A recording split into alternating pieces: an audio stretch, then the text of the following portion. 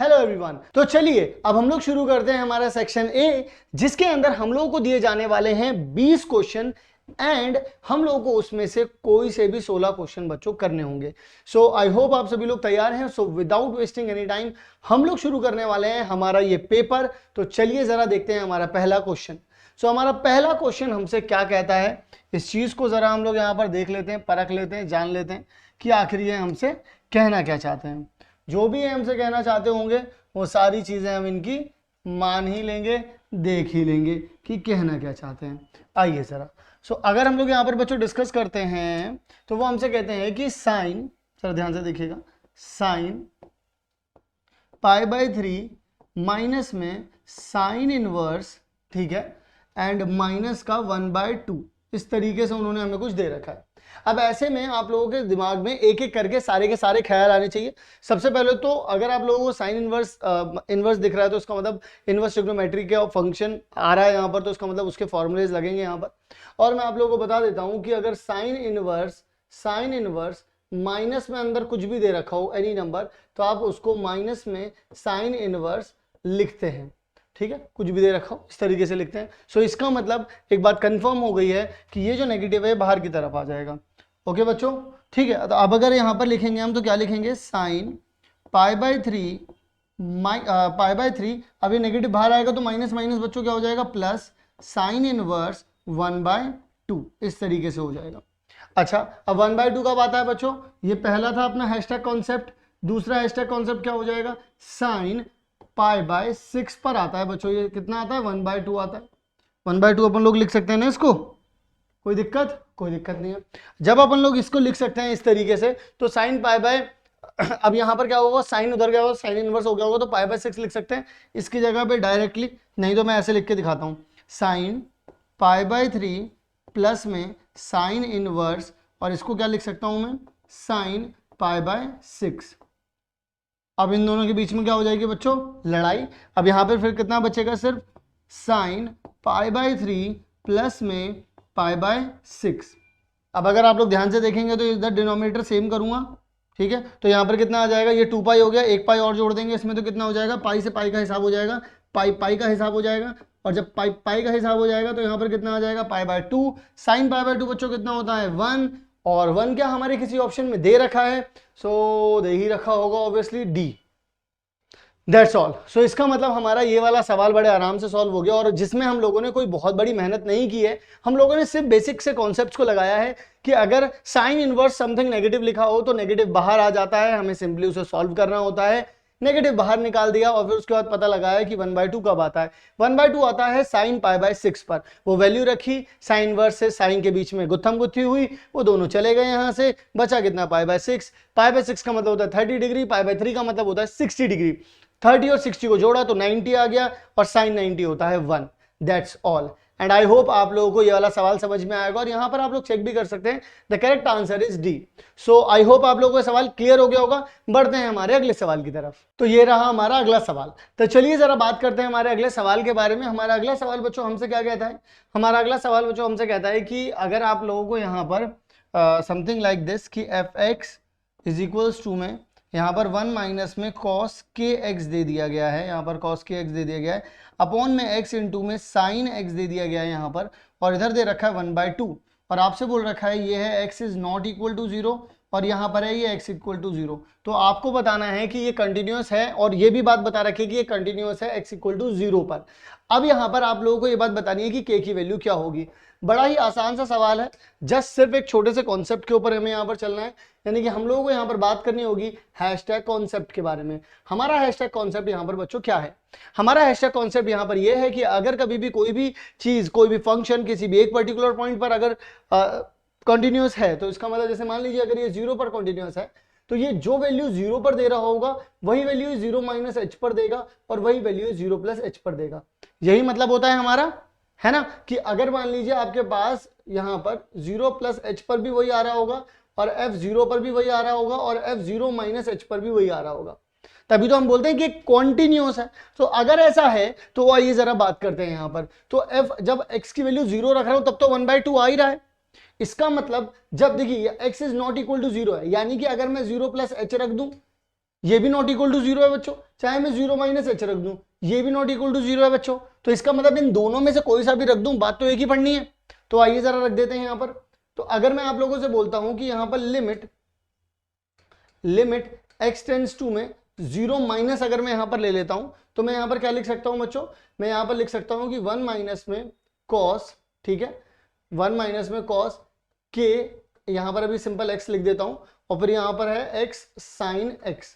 अब यहां पर बड़े ध्यान से बच्चों समझना मेरी बात को, जब मैं जीरो नेगेटिव बोल रहा हूं तो जीरो माइनस का मतलब क्या है कि यहां पर मैं जीरो माइनस एच लूंगा मैं x, और यहां पर देखिएगा x को मैं क्या लिख लूंगा, जीरो माइनस एच, क्योंकि ये भी अप्रोच जीरो को कर रहा है। तब h की फॉर्म में लिखने के लिए मैं क्या करूंगा, लिमिट h टेंड्स टू में जीरो लूंगा, और इसकी जगह पे लिख पाऊंगा 1 माइनस में कॉस के इंटू में जीरो माइनस एच हो जाएगा बच्चों यहाँ पर।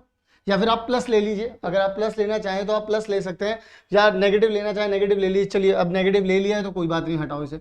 अब यहाँ कितना आ जाएगा, जीरो माइनस एच आ जाएगा, यहाँ पर कितना आ जाएगा, साइन जीरो माइनस में एच आ जाएगा। ओके बच्चों, कोई दिक्कत नहीं है, यहाँ तक क्लियर है सर, ठीक है। अब मुझे एक बात बताइए बच्चों कि अगर इन दोनों की मल्टीप्लाई होगी तो कितना आ जाएगा, लिमिट h टेंड्स टू में जीरो। अब जरा ध्यान से सुनिएगा, 1 माइनस में कॉस माइनस में के एच आ जाएगा, और अपॉन में ये देखिए माइनस का एच तो था ही था, यहाँ पे साइन माइनस का एच आ जाएगा। अब आप लोगों को यहाँ पर पता होना चाहिए कि यहाँ पर भी एक और हैशटैग कॉन्सेप्ट आएगा कि कॉस माइनस थीटा जो होता है वो क्या हो जाता है, कॉस थीटा हो जाता है। माइनस को अपने अंदर समा लेता है कॉस। लेकिन वहीं अगर आपसे कोई बात करे कि साइन माइनस थीटा क्या होता है, तो वो होता है माइनस का साइन थीटा बच्चों, ठीक है ना। तो ये दोनों चीजें आपको पता होनी चाहिए। ये दोनों पता होते ही आपको क्या पता चलेगा कि इससे तो कुछ फर्क ही नहीं पड़ा, यानी कि इसको आप एज इट इज 1 माइनस में कॉस के एच लिख सकते हैं, और अपॉन में आप इसको क्या लिख सकते हैं, यहां से माइनस बाहर आ जाएगा तो माइनस माइनस प्लस, तो एच साइन एच हो जाएगा बच्चों। तो यहां पर आप लोग बोल सकते हैं लिमिट h टेंड्स टू में जीरो। कोई दिक्कत यहां तक, बहुत आराम से सॉल्व कर रहे हैं, मैं भी इसे दोबारा से भी बताऊंगा, लेकिन आप लोगों को पहले इसको फोकसली समझना होगा। अब यहां पर मैं आप लोगों को एक बात बताता हूं कि 1 माइनस समथिंग, जैसे मान लीजिए अगर आप यहां पर लिखते हैं बच्चों कि यहां पर ये भी एक हैशटैग कॉन्सेप्ट ही आपके लिए, ये हैशटैग कॉन्सेप्ट ही है बच्चों आप लोगों के लिए, कि 1 माइनस में कॉस एक्स जो होता है वो किसके बराबर होता है, 2 साइन स्क्वायर एक्स बाय 2 के बराबर होता है। प्यारे बच्चों ध्यान से सुन लीजिएगा मेरी बात, हाफ एंगल फॉर्मूला लगता है ये, तो इसके बराबर होता है। अब यहां पर डायरेक्टली मैं क्या लिख सकता हूं, जरा ध्यान से देखिएगा बच्चों, यहां पर बहुत ध्यान से। तो यहां पर आप लिमिट h टेंड्स टू में जीरो, आप इसकी जगह पर लिख सकते हैं 2 साइन स्क्वायर के h by 2, okay, and upon में यहां पर तो h लिखा ही हुआ है, ठीक है ना। आप यहां पर क्या लिख सकते हैं, साइन h। अब जरा देखिए बच्चों, ये सवाल बड़ा ही आसान हो चुका है, क्योंकि 1 माइनस समथिंग में लिखा हुआ था, वहां पर लिमिट लगाने में आप लोगों को थोड़ी बहुत प्रॉब्लम हो सकती थी। और इसी के साथ एक कॉन्सेप्ट और भी आता है आप लोगों के पास कि अगर लिमिट x टेंड्स टू में जीरो दे रखा है और यहां पर साइन x अपॉन में x लिखा हुआ है, तो ये इक्वल टू किसके हो जाता था बच्चों, ये इक्वल टू हो जाता था किसके, 1 के, है ना। अगर साइन x अपॉन में x लिख रखा है और लिमिट x टेंड्स टू में जीरो दे रखी है तो ये 1 के बराबर हो जाता था, कोई दिक्कत नहीं है इसमें, ठीक है। अब यहां पर देखिएगा, अब ये क्योंकि स्क्वायर दे रखा है तो नीचे भी मुझे क्या चाहिए होगा, मुझे इसी का स्क्वायर चाहिए होगा, और यहां पर साइन h दे रखा है तो उसके अपॉन में मुझे क्या चाहिए होगा, साइन h। अब मैं यहां पर आप लोगों को लिख करके दिखाता हूं ये चीज, यहां पर जो है मैं आप लोगों को ये चीज यहां पर लिख करके दिखाता हूं कि यहां पर क्या क्या चाहिए होगा मुझे, और मुझे किस किस चीज की नीड है यहां पर। आइए जरा, सो यहां पर मैं h से बच्चों देखो क्या कर देता हूं, डिवाइड कर देता हूं, तो यहां पर मल्टीप्लाई भी करना पड़ेगा एवरीवन, सारे बच्चे सहमत हैं। तो देखिए साइन h अपॉन में h आ गया, ये भाई यहाँ पर साइन x अपॉन में x था, यहाँ पर साइन h अपॉन में h है। वहीं पर अगर इसी के साथ मैं आपसे बोलूं कि यहाँ पर कितना दे रखा है बच्चों, कि h बाय 2, और ये क्योंकि स्क्वायर है तो नीचे क्या आना चाहिए, कि h बाय 2 का होल स्क्वायर आना चाहिए। अब अगर मैं के h बाय 2 का होल स्क्वायर चाहूंगा बच्चों, तो अल्टीमेटली देखिए, अगर मैं के h बाय 2 का होल स्क्वायर चाहता हूं, इसका मतलब क्या चाहिए मुझे, के स्क्वायर चाहिए, h स्क्वायर चाहिए और 4 चाहिए। लेकिन अगर आप लोग इस बात को, बड़े मजेदार चीज है, अगर आप लोग यहाँ पे समझेंगे तो एक h और दूसरा h तो आ ही गया यहाँ पर, तो h स्क्वायर तो हो ही गया, तो मुझे क्या चाहिए, मैं के स्क्वायर से और मल्टीप्लाई कर दूंगा। देखिए अब नीचे किया है तो ऊपर भी करना पड़ेगा, फिर मैं क्या करूंगा बच्चों, यहीं पर नीचे 4 से डिवाइड कर दूंगा और 4 से मल्टीप्लाई कर दूंगा। अब अगर आप मेरी बात को समझेंगे तो ये और ये आपस में मिलकर के क्या बना देंगे, जरा ध्यान से सुनिएगा मेरी बात को बच्चों, ध्यान से सुनिएगा बच्चों, ये ये और ये मिलकर के क्या बना देंगे, KH/2 का होल स्क्वायर। और ये वाली चीज देखिएगा, जितने को भी मैंने येलो किया है ये सारा का सारा मिलकर के बच्चों क्या हो जाएगा, 1 हो जाएगा। क्योंकि ये अल्टीमेटली क्या बन रहा है, यहां पर दिखा देता हूं आप लोगों को, ये अल्टीमेटली क्या बन रहा है बच्चों, यहां पर ये बन रहा है, देखिए 2 यहां पर लिखा हुआ है, ये यहां पर बन रहा है साइन स्क्वायर KH/2 का, ठीक है, अपॉन में आ जाएगा KH/2 का होल स्क्वायर। और नीचे बच्चों देखिएगा जरा ध्यान से, क्या लिखा हुआ होगा यहां पर लिखा हुआ है साइन H/H लिखा हुआ है। और इसी के साथ देखिए जो चीजें बच गई हैं, यानी कि यहां पर सिर्फ बच्चों क्या बचा है, 4 बचा है, ऊपर बचा हुआ है K², नीचे बचा हुआ है बच्चों 4। अब जरा देख लीजिए यहां पर मैं एक बार और इसे हाईलाइट कर रहा हूं, ये वाली चीज एक है, अलग है, और बच्चों ये वाली जो चीज है, ये वाली चीज देख लीजिए, बिल्कुल सेम कर रखा है हमने, और इसकी क्या हो गई है बच्चों, सेम हो गई है ना। सो ये चीज, ये भी 1 बन गया, ये भी 1 बन गया, क्योंकि ये तो स्क्वायर था तो 1 का स्क्वायर हो जाएगा, फर्क नहीं पड़ता। इससे इसे कैंसिल आउट करेंगे बच्चों तो यहाँ पर 2 बच जाएगा। तो अब ये सारी चीज उड़ चुकी है, तो K² डिवाइड बाय बच्चों कितना बच रहा है, सिर्फ 2 बच रहा है, क्योंकि इससे ये कैंसिल आउट हो गया। अच्छा, ये बराबर में किसके था भाई, मैंने 0 माइनस लिया था ना, मैंने क्या बोला था, 0 माइनस लो, चाहे प्लस लो, चाहे 0 पे लो, हर जगह सेम आना है। तो जब आपने 0 माइनस पे लिया तो यहाँ पर कितना आ रहा था, 1/2 आ रहा था, कैंसिल आउट करा तो यहाँ पे K की वैल्यू कितनी आ रही है, +-1 आ रही है। K की वैल्यू बच्चों कितनी आ रही है, +-1 आ रही है। और हम लोग यहाँ पर अपना आंसर चेक कर लेते हैं। अब देखिए जरा, इसका आंसर आ रहा है -1। सो यहाँ पर अपन लोग क्या कह सकते हैं कि K की वैल्यू -1 आ रही है, क्योंकि यहाँ पर इन्होंने K को एक और साइन दे रखा है कि K की वैल्यू जो है वो 0 से कम रहेगी, तो प्लस माइनस ना लेकर के हम K में -1 लेंगे। क्या ये बात बच्चों आप लोगों को समझ में आई? मैं दोबारा से आप लोगों को समझाता हूँ एक्चुअल में यहाँ पर, ताकि आप लोगों के दिमाग में कंफ्यूजन ना हो, क्योंकि थोड़ा सा लेंदी है ये सवाल। देखिए एक्चुअल में वैसे तो लेंदी नहीं है, पूरा कॉन्सेप्ट समझाने गया हूँ, इस वजह से थोड़ा सा लेंदी पड़ा है ये। जरा मेरी बात को ध्यान से सुनिएगा बच्चों, यहाँ पर एक्चुअल में K की वैल्यू लेस देन होनी चाहिए 0, ठीक है, वो हमें आखिर में जरूरत पड़ेगी। यहाँ पर ये जो पर्टिकुलरली सवाल दे रखा था, इस सवाल में 0 दे रखा था, मैंने बोला कि चाहे 0 प्लस ले लो, चाहे 0 माइनस h ले लो, 0 प्लस h ले लो, 0 माइनस h ले लो, मैंने 0 माइनस h ले लिया। सो यहाँ पर ये चीज मैंने यहाँ पर लगाई, फिर उसके बाद यहाँ पर इसे सॉल्व करके लेकर के आया। 1 माइनस कॉस थीटा को कह सकते हैं 2 साइन स्क्वायर θ/2 कह सकते हैं हम लोगों ने। यहाँ पर मैंने फॉर्मूला बताया आप लोगों को इसका, तो ये फॉर्मूला बता करके अप्लाई किया। बस यहाँ पर एक सिंपल सा फॉर्मूला लगाया कि साइन x अपॉन में x, लिमिट अगर x टेंड्स टू 0 दे रखी है तो यहाँ पर इसकी वैल्यू 1 होती है बच्चों। दैट्स ऑल, यहाँ पर आकर के चीजें खत्म हो गई। जो मुझे बनाना था, बस इसका ध्यान रखना है कि स्क्वायर दे रखा हो तो नीचे भी जो एंगल है उसका भी स्क्वायर चाहिए होता है। जैसे यहाँ पर अगर साइन स्क्वायर x होता ही है तो मुझे अब नीचे x का स्क्वायर चाहिए होता, ठीक है ना। मैं यहाँ पर लिख भी देता हूँ, अगर आप लोगों को चाहिए तो मैं यहाँ पर लिख देता हूँ कैसे क्या होता है आपके पास। अगर यहाँ पर साइन स्क्वायर x चाहिए, यहाँ पर भी x स्क्वायर होना चाहिए, तभी लिमिट x टेंड्स टू में 0 होगी। क्योंकि इसी को तो आप बच्चों ये कह सकते हैं कि लिमिट x टेंड्स टू में 0 साइन x अपॉन में x का होल स्क्वायर, तभी तो आप कह पाएंगे ना इसको, क्योंकि दोनों पे स्क्वायर लगा हुआ है।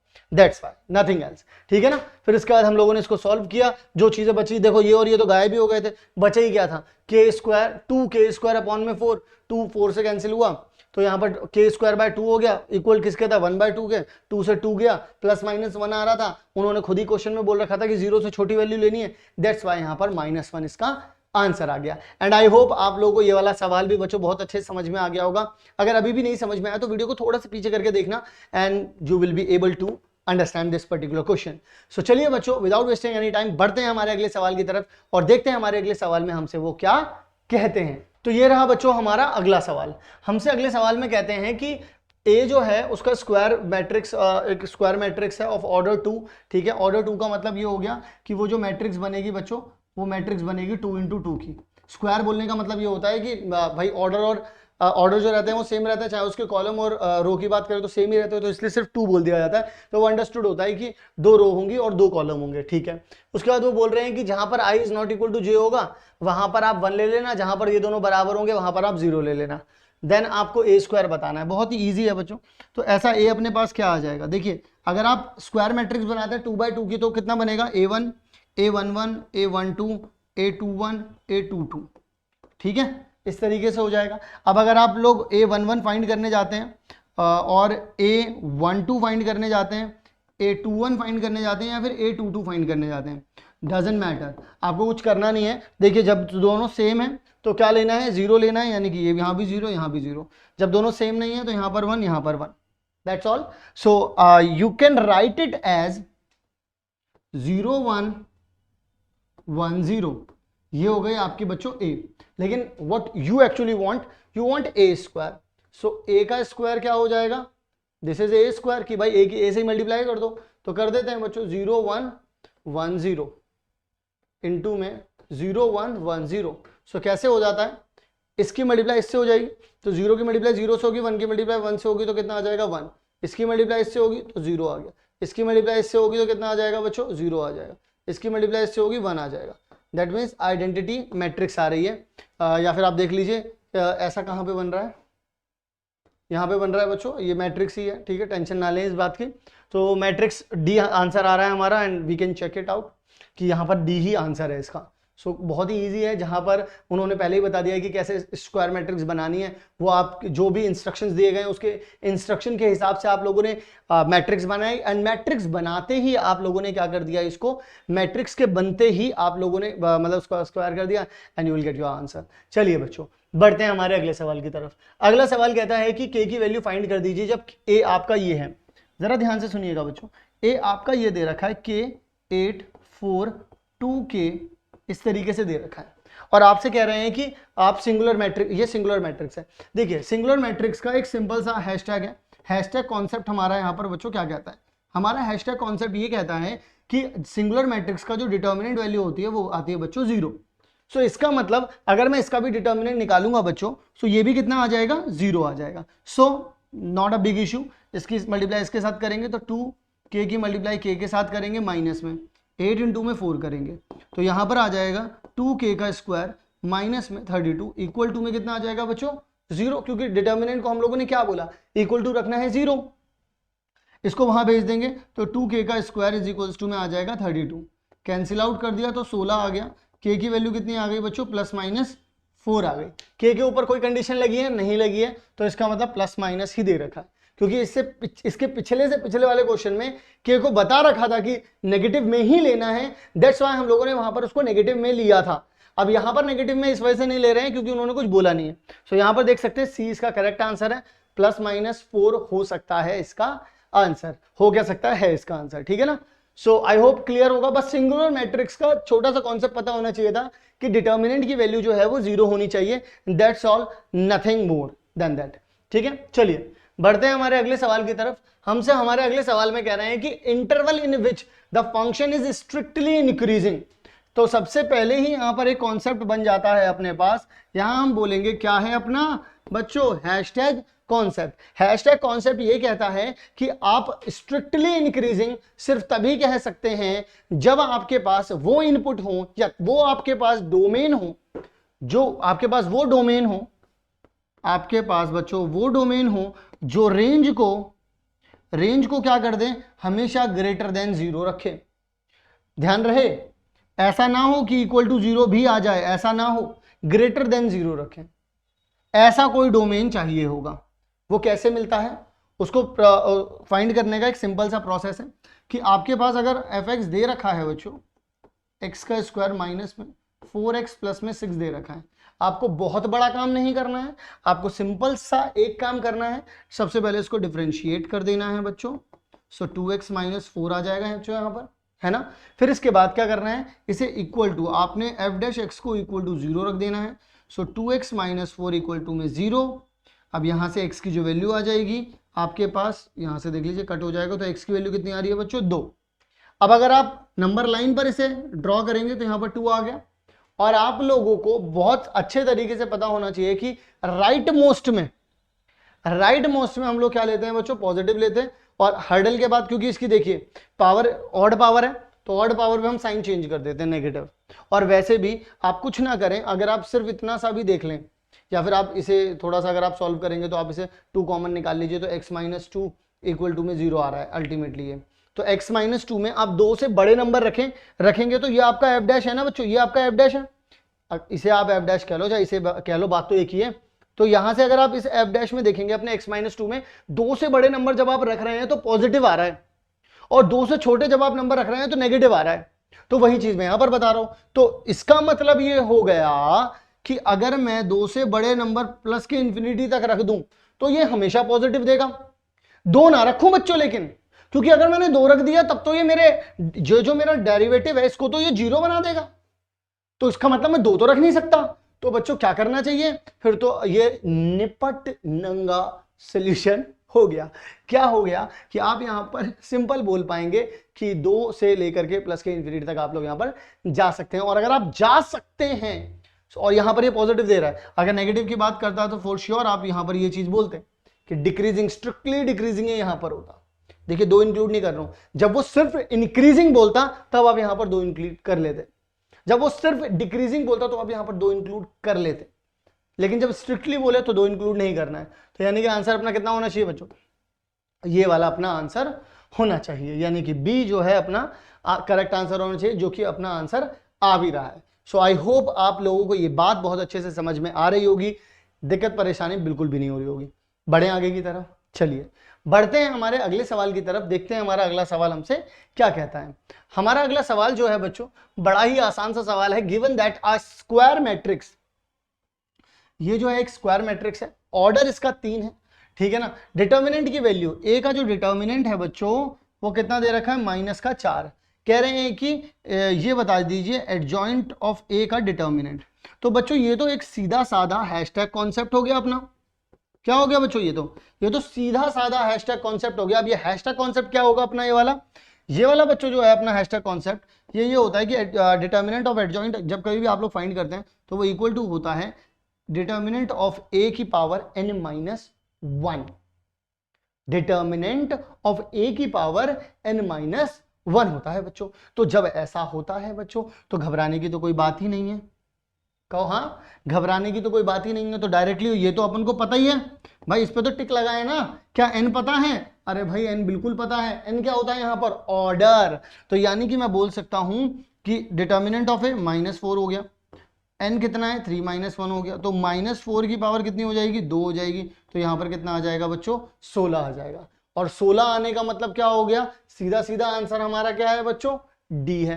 क्या हम लोगों को बहुत ज्यादा एफर्ट लग रहा है? अगर हमें क्वेश्चन नंबर 2 में ज्यादा टाइम लगा है तो बहुत सारे ऐसे क्वेश्चन भी हैं जिनमें हमें कम टाइम लग रहा है। सो इस बात का भी आप सब सारे के सारे बच्चे जो हैं वो ध्यान रखें बच्चों, ठीक है। चलिए जरा बढ़ते हैं हमारे अगले सवाल की तरफ।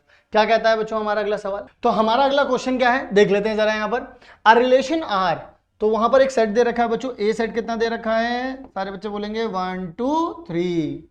फिर कहते हैं कि रिलेशन जो है वो कुछ ऐसा दे रखा है कि उसके अंदर 1 1 है, 1 2 है, 2 2 है, 3 3 है। तो मैं आप लोगों से बोलता हूं कि इसका मतलब तो अपन लोगों को एक हैशटैग कॉन्सेप्ट की जरूरत पड़ी जाएगी यहाँ पर। अभी अपना हैशटैग क्या रहेगा बच्चों? हैशटैग कॉन्सेप्ट रहेगा कि ये रिफ्लेक्सिव भी हो, ये सिमेट्रिक भी हो, ठीक है ना, और ये ट्रांजिटिव भी हो। तो बताइए कितनी सारी चीजें आपने डिमांड में रख दी हैं। देखिए बच्चों रिफ्लेक्सिव का मतलब क्या होता है? जो आपके मेन सेट में दिया गया है, यानी कि आप लोगों के पास 1 2 3 दिया गया तो 1 1 2 2 3 3 होना जरूरी होता है रिफ्लेक्सिव के लिए। तो 1 1 2 2 3 3 है ही। सिमेट्रिक बोले तो सिमेट्रिक का मतलब होता है कि अगर जो भी लिखा हुआ है उसका उल्टा भी होना चाहिए। जैसे अगर 1 1 लिखा है तो 1 1 का उल्टा क्या होगा? 1 1 ही रहेगा। तो वो तो पहले से ही दे रखा है तो उसकी तो कोई जरूरत ही नहीं है यहाँ पर। लेकिन 1 2 को अगर नोटिस करो तो 2 1 नहीं दे रखा है, और यहीं पर आकर के घंटी बज गई है, यहीं पकड़े गए, यहीं पे ले गए। अब ये यहाँ पकड़ा गया, यहाँ पकड़ा गया ये, ठीक है ना। अब जब इसको यहां पकड़ लिया तो इसका मतलब अगर, लेकिन बच्चों अगर ध्यान से देखो कि मैं इसको गायब कर दूं तो 2 2 का क्या उल्टा होगा? 2 2 तो वो तो दे ही रखा है। 3 3 का क्या उल्टा होगा? 3 3 वो तो दे ही रखा है। तो इसका मतलब अगर ये हट जाए तो ये तो सिमेट्रिक भी हो जाएगा ना। अच्छा चलो बात करते हैं ट्रांजिटिव की। ट्रांजिटिव कहता है कि अगर ए बी है और बी सी है तो ए सी भी होना चाहिए। मैं कह रहा हूं कि 1 1 जो लिखा हुआ है, देखो बच्चों किसी भी सेट में किसी भी चीज को आप कितनी बार भी लिख सकते हो, वो एक ही बार गिना जाएगा। मैं 1 1 को 3 बार लिख देता हूं। तो अब मुझे मानो ये ए भी दे रखा है, और देखो जहां पे खत्म हो रहा है उसी से शुरू हो रहा है, और ये देखो यहां पर भी ये चीज दे रखी है, यानी कि यहां पर ये बी सी दे रखा है, और इन दोनों का कॉम्बिनेशन देखो 1 1 को मिला करके ये आ गया। यानी कि क्या 1 1 जो है ये ट्रांजिटिव के लिए खरा उतर रहा है? इस पे बिल्कुल खरा उतर रहा है सर, ये तो काम बना दिया इसने तो। अच्छा 1 2 की बात कर लो, भाई बताओ 2 से कुछ और शुरू हो रहा है, 2 2 शुरू हो रहा है सर जी। अच्छा बताओ ये अगर ए बी है, ये बी सी है, तो क्या ए सी है भाई 1 2? अरे वो तो दे ही रखा है भाई 1 2, तो इसका मतलब ये भी पूरी तरीके से फुलफिल कर रहा है, ये भी फुलफिल कर रहा है। देखिए जब 1 1 कर रहा है तो 2 2 भी कर रहा होगा, 3 3 भी कर रहा होगा, सिंपल सी बात है। तो भाई अगर रिपीटिंग वाले जब कर रहे हैं, एक कर रहा है तो बाकी सब भी कर रहे होंगे। तो देखो ट्रांजिटिव में कोई दिक्कत नहीं थी, ट्रांजिटिव चल रहा था बढ़िया, ये भी चल रहा था बढ़िया, लेकिन इसमें बस एक दिक्कत आ रही है कि 1 2 ना हो तो बात बन जाए। तो मैंने बोला 1 2 हटा दो। तो इसका मतलब अपन लोगों को क्या हटाना पड़ेगा बच्चों? 1 2 हटाना पड़ेगा।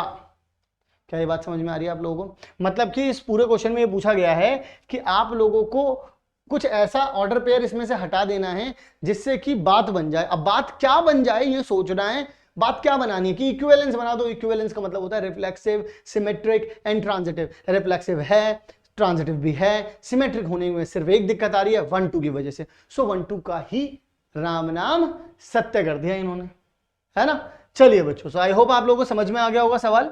इसका आंसर भी कितना दे रखा है बच्चों? बी ही दे रखा है। बढ़ते हैं हमारे अगले सवाल की तरफ। हमारा अगला सवाल क्या कहता है? वाह भाई वाह। तो यहां पर तो इक्वालिटी ऑफ मैट्रिक्स की बात हो रही है। इक्वालिटी ऑफ मैट्रिक्स का मतलब क्या है कि दो मैट्रिक्स हमें इक्वल में दे रखी है, तब आप लोगों को यहां पर इसका तिया पांचा करना है। कर देंगे भाई तिया पांचा। हम कौन सा डर रहे हैं? डरे हैं, जिम करे हैं। तो यहां पर कितना आ जाएगा बच्चों, जरा ध्यान से देखना। तो यहां पर आ जाएगा 2a plus B, a minus 2b, 5c minus D, 4c plus 3d, ठीक है, इक्वल टू में 4 माइनस 3 11 24। हम ये लिख सकते हैं बच्चों, कोई दिक्कत आ रही है ना? अब जरा देखो, इसको आप डायरेक्टली इसके इक्वल बोल सकते हैं, यानी कि आप बोल सकते हैं कि 2a plus B equals to में 4 है, और आप इसको भी किसके इक्वल बोल सकते हैं? इसके इक्वल बोल सकते हैं, यानी कि a माइनस में 2b इज इक्वल्स टू में माइनस का 3 है। पहले देखिए हमारे पास दो इक्वेशंस हैं और दो वेरिएबल हैं इसमें a b। तो इसका मतलब अपन लोग क्या कर सकते हैं? इसका मतलब ये हो गया कि हम लोग इसको सॉल्व कर लेते हैं, पहले a b की वैल्यू निकाल लेते हैं। आइए जरा निकाल लेते हैं। तो यहाँ पर मैं क्या करता हूँ बच्चों, इसको 2 से मल्टीप्लाई कर देता हूँ ताकि a को एलिमिनेट कर पाऊँ, या फिर आप इसको मल्टीप्लाई कर दीजिए ताकि b एलिमिनेट हो जाए। चलो मैं इससे कर देता हूँ ताकि मैं b को एलिमिनेट कर लूँ, मुझे माइनस नहीं करना पड़ेगा, सिंपल प्लस करूँगा मैं। तो यानी कि इसको 2 से मल्टीप्लाई कर देता हूँ, कितना आ जाएगा? 2 से मल्टीप्लाई करेंगे 4a प्लस में 2b इज इक्वल्स टू में 8 आ गया, और यहाँ पर a माइनस में 2b इज इक्वल्स टू में माइनस 3 आ गया। अगर मैं इन दोनों को जोड़ देता हूँ तो ये गायब हो गया, 5a इज इक्वल्स टू में 5 आ गया। इससे इसे कैंसिल आउट किया तो a की वैल्यू कितनी आ गई बच्चों? 1 आ गई। जब a की वैल्यू बच्चों 1 आ गई है तो अब अपन लोग क्या कर सकते हैं? अब अपन लोग यहाँ पर लिख सकते हैं कि a माइनस में 2b था, इक्वल टू में कितना है? माइनस का 3। अब a अगर मैंने यहाँ पे रख दिया तो 1 माइनस में 2b इक्वल टू में माइनस 3।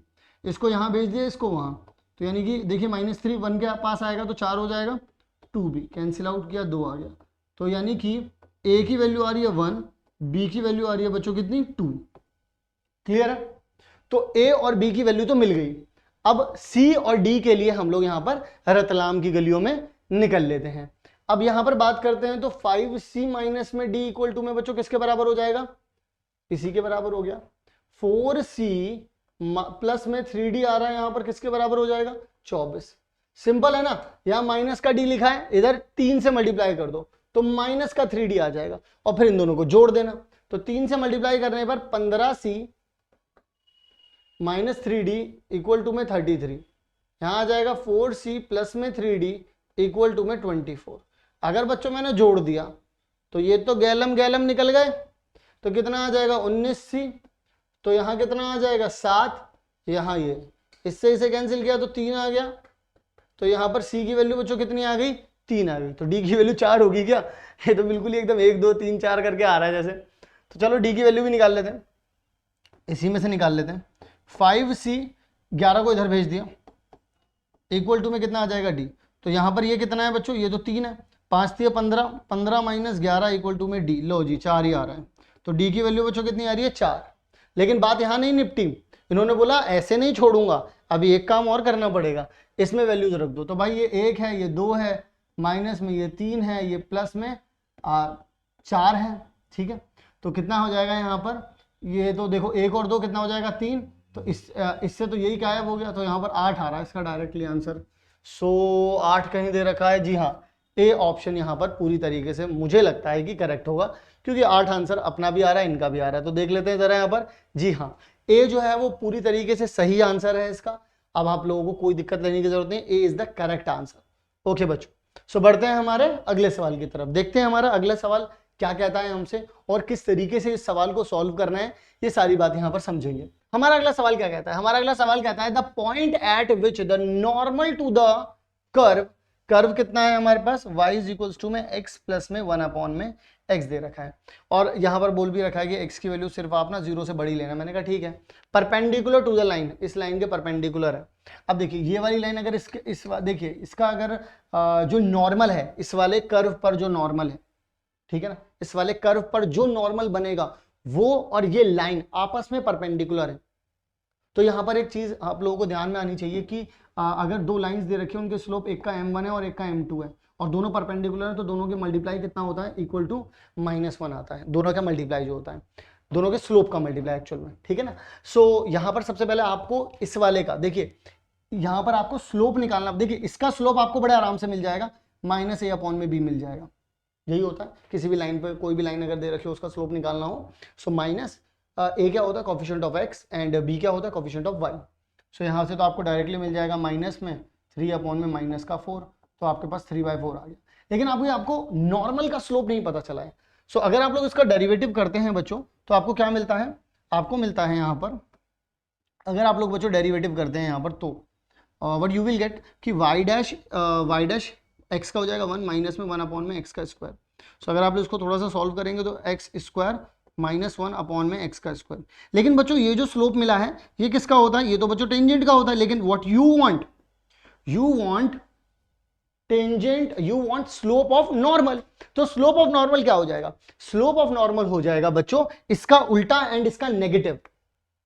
देखिए जो भी स्लोप अगर आप टेंजेंट का स्लोप अगर m है, तो नॉर्मल का स्लोप बच्चों क्या हो जाता है, नॉर्मल का स्लोप हो जाता है -1 अपॉन में m।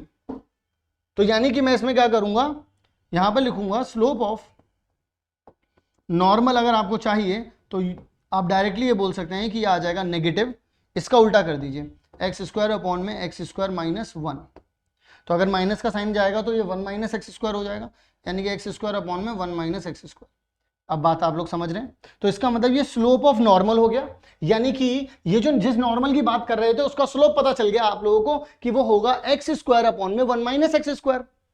यही तो कहानी बिगड़ेगी आप लोगों की। अगर आप लोग गलती करोगे तो आप लोग डायरेक्टली ये ले जाकर के इसके साथ मल्टीप्लाई कर दोगे और बोलोगे ये और ये आपस में परपेंडिकुलर है, तो -1 के इक्वल रख दोगे। यही गलती हो जाएगी आप लोगों से। आपको एक्चुअल में क्या चाहिए, आपको चाहिए कि अगर मुझे बोल रखा है कि इसका नॉर्मल, तो सबसे पहले नॉर्मल का स्लोप निकालो बच्चों। और नॉर्मल का स्लोप निकलता है कि एक बार जब डिफरेंशिएट करते हैं तो स्लोप मिलता है टेंजेंट का। अब उसे नेगेटिव कर दो और उल्टा कर दो, बन गया स्लोप का। तो स्लोप पता चल गया नॉर्मल का, और ये कितना है, ये लाइन का स्लोप है, और ये दोनों आपस में क्या है, परपेंडिकुलर है।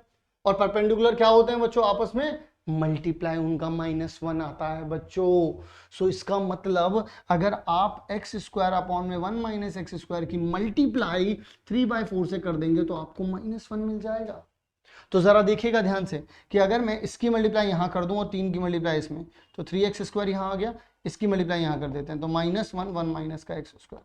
जब -1 अंदर जाएगा तो -1 प्लस x का स्क्वायर आ जाएगा, 3x का स्क्वायर यहां हो जाएगा बच्चों। ठीक है, एक मिनट। सो यहाँ पर 4 भी आएगा बच्चों, एक मिनट रुक जाइएगा। यहाँ पर एक्चुअल में बच्चों कितना आ जाएगा, 4 भी आएगा ना, ये 4 भी तो है, यहाँ पर 4 जाएगा। सो माइनस का 4 1 - x स्क्वायर हो जाएगा। सो यहाँ आ जाएगा -4 प्लस 4x स्क्वायर। सो 4 को इधर भेज देते हैं, इसको उधर भेज देते हैं, तो 4 यहाँ आ गया, और यहाँ बचेगा 4 में से 3 गए तो 1 x स्क्वायर। सो x की वैल्यू बच्चों कितनी आ जाएगी, +-2 आ जाएगी। अब +-2 में से आपको कौन सा लेना है, आपको लेना है बच्चों प्लस का 2, क्योंकि आप लोग भी जानते हैं कि यहाँ पर उन्होंने x की वैल्यू को ग्रेटर रखने के लिए बोला है। ठीक है, तो ग्रेटर रख देंगे। अगर x की वैल्यू बच्चों आप 2 रख रहे हैं तो y की वैल्यू कितनी आ जाएगी, 2 प्लस में 1/2 आ जाएगी, तो यानी कि आपके पास y इज इक्वल्स टू में 5/2 हो जाएगा। दैट मीन्स आपके पास आंसर आ जाएगा 2 5/2। This is your answer. So इसका मतलब आपके पास ए इसका बिल्कुल सही तरीके से करेक्ट आंसर होगा।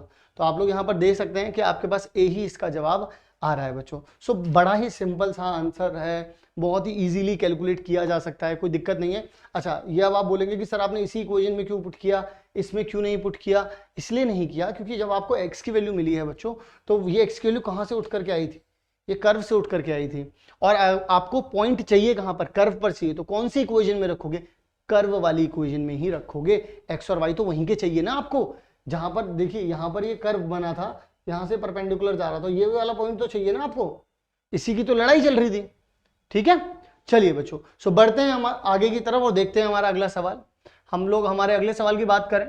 सो यहां पर हम लोगों को ये चीज दे रखी है, है मक्खन ते मलाई, मक्खन ते मलाई, साथ ही साथ आ गई। तो अभी यहां पर अगर हम लोग बात करते हैं बच्चों, तो हमसे बोला गया है कि साइन टेन इनवर्स एक्स को बताइए ये किसके बराबर होगा। तो कुछ नहीं करना है, बड़ा ही सिंपल है। देखिए यहाँ साइन टेन इनवर्स दे रखा है, अंदर किसी तरीके से साइन बना लीजिए, जो कि ये चीख चीख कर, चिल्ला चिल्ला कर क्या कह रहा है? ये कह रहा है कि यहाँ पर ट्राइंगल बनाओ, परपेंडिकुलर ये है, बेस ये है, ठीक है। तो परपेंडिकुलर कितना है? x है, बेस कितना है? 1 है। तो हाइपोटेनस कितना हो जाएगा? अंडर रूट में 1 प्लस एक्स स्क्वायर हो जाएगा। तो यहाँ पर मुझे किस तरीके से क्या बनाना पड़ेगा? Sine inverse. तो बच्चों, सारे बच्चे बोलेंगे एक साथ, साइन इनवर्स क्या होता है? परपेंडिकुलर अपॉन में हाइपोटेनस। इन दोनों में गुत्थम गुत्थी हुई तो दोनों गए फाड़ में। तो बचा कितना? x अपॉन में under root 1 plus x square. Simple. तो यहां पर अपना जवाब कौन होगा? डी के अलावा कुछ और दिख रहा है क्या? नहीं। तो हमारा बिल्कुल करेक्ट वाला आंसर हो जाएगा बच्चों क्या? D option is the most correct option and is the only correct option. चलिए बच्चों, सो बढ़ते हैं हमारे अगले सवाल की तरफ। आई होप आप लोगों को यहां तक के सारे क्वेश्चन समझ में आ गए होंगे। तो चलिए अब हम लोग आगे की तरफ बढ़ते हैं, करते हैं क्वेश्चन नंबर 11 के बारे में आप लोगों से बात। तो क्वेश्चन नंबर 11 क्या कहता है? कहता है कि the let the relation R, A जो दे रखा है आप लोगों को, कुछ इस तरीके का रिलेशन है, कुछ इस तरीके की चीजें इसमें रखी गई हैं। आप लोगों को बताता हूँ, एक मिनट आप लोग मुझे दीजिए, ठीक है। सो बोल रहे हैं कि ए कुछ एक ऐसा सेट है। अब देखो यार, जाहिर सी बात है कि वो जेड बोल रहा है, जेड का मतलब क्या होता है? इंटीजर्स होते हैं। ओके, जेड का मतलब क्या होता है? इंटीजर्स होते हैं। अब वो बोल रहे हैं कि 0 से लेकर के कहां तक जा रहा है? ये 0 से लेकर के 12 तक जा रहा है। तो 0 से लेकर के 12 तक का मतलब तो एक बहुत ही सिंपल सी बात, सिंपल सी लैंग्वेज है एकदम, कि यहाँ पर क्या लिखा हुआ है? 0 1 2 3 4 5 6 7 8 9 10 11 एंड 12। सिंपल। ओके, सो उसके बाद वो कहते हैं कि रिलेशन जो बन रहा है, देखिए जिस सेट के ऊपर रिलेशन बन रहा है वो सेट तो ये है, लेकिन एक्चुअल में रिलेशन का मतलब क्या होता है? ऑर्डर पेयर्स का वहां पर फॉर्म होना, ऑर्डर पेयर्स का बनना। तो अब जो ऑर्डर पेयर्स बन रहे हैं वो कैसे बन रहे हैं, यहां पर मेन बात है। जरा बात को सुनिएगा। वो कहते हैं कि दो आप ऑर्डर पेयर कुछ ऐसे लेंगे कि जब आप a माइनस बी कर दे, जैसे मान लीजिए ये जो आपके ऑर्डर पेयर है ना, ऐसे ऑर्डर पेयर दिखता है। जब आप ये नहीं लेंगे तो जब आप इन दोनों को माइनस करेंगे ना, जो इनका नेगेटिव, जो इनका डिफरेंस होगा, नेगेटिव में जो इनका डिफरेंस होगा वो मल्टीपल ऑफ 4 होगा। एवरीवन ध्यान से सुनेंगे, वो मल्टीपल ऑफ 4 होगा। मतलब कि वो 0 हो सकता है, वो 4 हो सकता है, वो 8 हो सकता है, 12 हो सकता है, इस तरीके की चीजें। अब मेन बात यहां तक सॉल्व हो गई, ठीक है। अब क्या कहते हैं कि मल्टीपल ऑफ 4, ठीक है। बोल रहे हैं कि then this is what is this is equivalence class. किसी भी एलिमेंट की, देखो अब ध्यान से सुनना, जैसे मान लीजिए फॉर लेट सिर्फ मानने के लिए कह रहा हूँ, लेट करने के लिए कह रहा हूँ। जैसे मान लीजिए 1 2 2 3 एंड 1 3 एंड 3 5, मैं इस तरीके से कुछ रिलेशन बना दूं, कुछ एक पर्टिकुलर मैंने एक रिलेशन बना दिया। मैं इक्विवेलेंस क्लास का मतलब समझा रहा हूँ, एवरीवन ध्यान से सुनिएगा। तो ऑर्डर पेयर में जिस जिस जगह पे 1 रखा हुआ है, ये देखिए 1, ये देखिए 1, और मैं बोल रहा हूं कि 1 की इक्विवेलेंस क्लास बताओ, तो 1 की जो इक्विवेलेंस क्लास होगी वो हो जाएगी सिर्फ कौन कौन से? 2 एंड 3। मतलब कि जबकि भी तुमसे कोई बोले कि इसकी पर्टिकुलरली किसी एक पर्टिकुलर एलिमेंट की ही इक्विवेलेंस क्लास पूछेगा, तो जिसकी इक्विवेलेंस क्लास वो आपसे पूछ रहा है, आप ध्यान रखिएगा कि उसकी इक्विवेलेंस क्लास बताते वक्त आप इस बात का ध्यान रखेंगे कि आप वो वाले ऑर्डर पेयर के रेंज, यानी कि बाद वाला एलिमेंट उठाएंगे जिनमें पहले नंबर पर जो पूछा गया है वो हो। नहीं समझ में आया? मैं बताता हूं।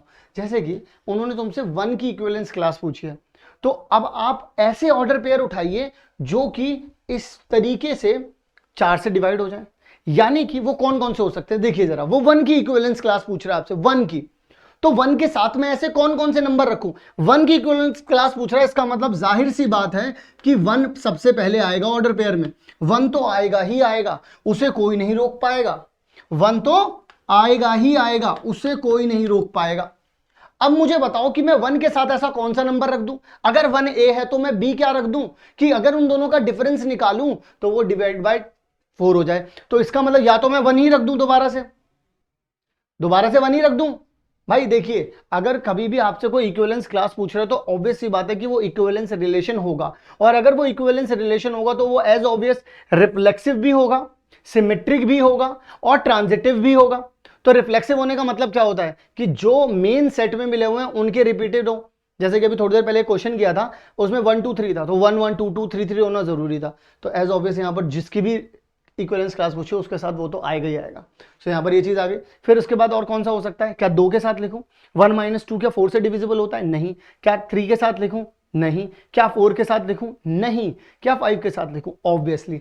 सो अगर आप 1 और 5 का सब्ट्रैक्शन करेंगे, so you will know that कि अगर इनका डिफरेंस निकालते हो तो 4 आ रहा है, और 4 का मल्टीपल है 4 × 1। एंड इसके साथ और क्या हो सकता है? क्या 6 का कर सकते हैं? क्या 7 का कर सकते हैं? क्या 8 का कर सकते हैं? क्या 9 का कर सकते हैं? बिल्कुल सही पकड़ रहे हैं, 9 का कर सकते हैं, 9 के लिए कर सकते हैं। क्या 10 का कर सकते हैं? नहीं कर सकते। क्या 11 का कर सकते हैं? नहीं कर सकते। क्या 12 का कर सकते हैं? नहीं कर सकते, क्योंकि 12 - 1 करेंगे तो 11 आता है, which is not divisible by 4। सो यानी कि यहां पर बात कंफर्म हो गई कि कुछ यही 3 ऑर्डर पेयर मिल रहे हैं, और इन जिनमें जो कि इस कंडीशन को भी सेटिस्फाई कर रहे हैं और इनके डोमेन में भी 1 है। तो इसका मतलब अगर मैं इसकी क्लास पूछूं तो कौन कौन आ जाएगा? 1 5 9 आ जाएगा बच्चों। सिर्फ this is your answer, only this. Okay, अब देख लीजिए जरा यहां पर कौन सा आंसर है। तो ए इसका करेक्ट आंसर है। आई होप मैंने आप लोगों को इक्विवेलेंस क्लास को भी थोड़ा सा समझा दिया है यहां पर, और क्वेश्चन तो पूरा ही समझा दिया है। चलिए जरा बढ़ते हैं आगे की तरफ, देख लेते हैं हमारा क्या ये ए ही आंसर है। ऑब्वियस, हम कभी गलत हुए क्या? कभी भी नहीं। तो चलिए जरा आगे की तरफ बढ़ते हैं, बात करते हैं हमारे अगले सवाल के बारे में। मक्खन मलाई सवाल है, बड़े आराम से समझ सकते हैं, बड़ा थोड़ा सा ध्यान रखिएगा। तो चलिए जरा यहाँ पर बात कर लेते हैं इसके सोल्यूशन के बारे में। आपको e की पावर x प्लस में e की पावर y दे रखा है, एंड यहाँ पर e की power x plus why they रखा है। ऐसे में आप लोगों को एक चीज का ध्यान रखना होगा, वो बहुत इंपॉर्टेंट चीज है। वो इंपॉर्टेंट चीज क्या है? वो इंपॉर्टेंट चीज ये है कि जब कभी भी आप लोग डिफरेंशिएशन करेंगे, सो कोशिश करें ऐसे में, स्पेशली ऐसे केस में, कि हर तरफ e की पावर ना रहने दें, मतलब कि कैलकुलेशन बहुत ज्यादा हो जाती है। तो कैलकुलेशन को ईजी करने का एक तरीका बताता हूं कि आप इसको ना इधर डिवाइड में भेज दीजिए। देखिए जरा, अगर आप इधर डिवाइड में भेज देंगे इसे, तो यहां पर क्या हो जाएगा? e की पावर x प्लस वाई हो जाएगा, प्लस में e की पावर y अपॉन में e की पावर x प्लस वाई हो जाएगा, इक्वल्स टू में कितना हो जाएगा? 1 हो जाएगा। अब अगर आप इसे ऊपर लेकर के जाते हो तो एज ऑब्वियस कि ये नेगेटिव हो जाएंगे, पावर जो है वो नेगेटिव हो जाएंगे। तो कितना हो जाएगा? e की पावर x इंटू में e की power minus x minus y, plus में e की पावर y e की power minus x minus y is equals to में 1। अब अगर आप लोग ध्यान से देखें तो बेस से में तो पावर ऐड हो जाएंगी, तो इस वाले प्लस के x से माइनस एक्स हो जाएगा कैंसिल, तो e की पावर माइनस वाई बचा, प्लस में ये दोनों y कैंसिल हो जाएंगे, तो कितना हो जाएगा? e की power minus x equals to में कितना आ रहा है? 1। देखो क्या ये अब इक्वेशन एक बड़ी सिंपल सी सॉर्टेड सी नहीं लग रही? ज्यादा काम तामझाम नहीं है इसमें, बहुत ईजी हो गई। अब इसको बहुत आराम से डिफरेंशिएट कर सकते हैं। आइए जरा देखते हैं, इसे चेकआउट करते हैं। अगर मैं डिफरेंशिएट करता हूं तो यहां पर कितना आ जाएगा? सिंपल, अगर e की पावर का करते हैं तो e की पावर वही सिंपल आ जाएगा, नेगेटिव आगे आ जाएगा, y का करेंगे तो y डैश आ जाएगा। ठीक है, फिर सिमिलरली इसको करेंगे तो अगर आप इसको करते हैं e की पावर माइनस एक्स आ जाएगा, और माइनस एक्स का करते हैं बच्चों, माइनस एक्स का करते हैं तो -1 आ जाएगा। दिस इज ऑल, यहां पर मैंने 0 कर दिया। अब देखिए आपको सिर्फ इतनी सी चीज पूछ रहा है, वाई डैश ही तो पूछ रहा है। अब देखो कितना ईजी हो गया। पहले जब स्टार्टिंग कर रहे थे तो वाई 2 जगह दिख रहा था, यहां भी दिख रहा था, यहां भी दिख रहा था। दैट्स वाई मैंने इसको यहां पर लेकर के आया, कोई और रीजन नहीं था, ना ही इसको रटने की जरूरत है। इट्स ऑल अबाउट कि मुझे इसको थोड़ा सा ईजी करना था। जब मैं इसको ईजी कर दूंगा तो आसान हो जाएगा ना ये। अब जरा देखो यहां पर कितना ईजी हो गया ये। अब मैं इस चीज को वहां भेजता हूं, सो माइनस ई की पावर, एक मिनट, अब अपन लोग क्या कह सकते हैं? अपन लोग कह सकते हैं कि माइनस ई की power minus y y dash, उसको उधर भेज देते हैं तो प्लस ई की पावर एक्स लिख सकते हैं इसे। अब सिर्फ यही चीज पे बात करनी है, तो क्या करेंगे? इसको इधर डिवाइड में भेज देंगे, भेज सकते हैं आराम से। सो वाई डैश, माइनस का साइन भी इधर आ जाएगा, माइनस ई की पावर एक्स अपॉन में e की पावर माइनस वाई, उसको ऊपर ले जाऊंगा तो प्लस की हो जाएगी, तो वाई डैश माइनस e की पावर y माइनस एक्स हो जाएगा, क्योंकि y की पावर तो प्लस हो जाएगी।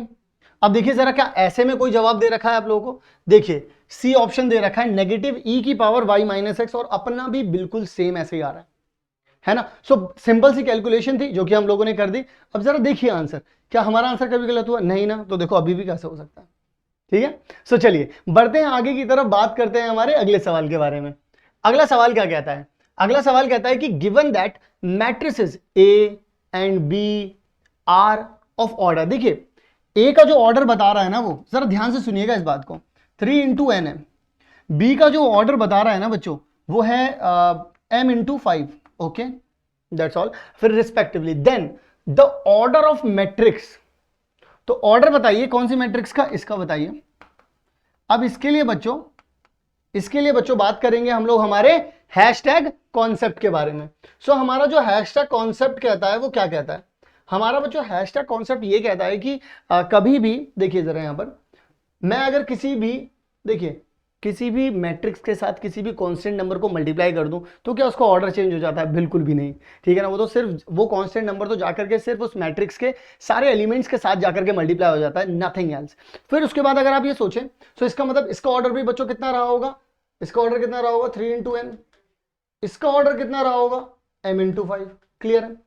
अब जब आप एडिशन की बात करते हैं या फिर आप सब्ट्रैक्शन की बात करते हैं तो डेफिनेटली आप लोग समझेंगे कि एडिशन दो मैट्रिक्स के बीच सिर्फ तब हो सकता है जब उनके ऑर्डर सेम हो। ऐसा नहीं हो सकता कि मैं 2 इंटू 3 की जो मैट्रिक्स है उसका एडिशन कर दूं 3 इंटू 2 के साथ, बिल्कुल भी नहीं हो सकता।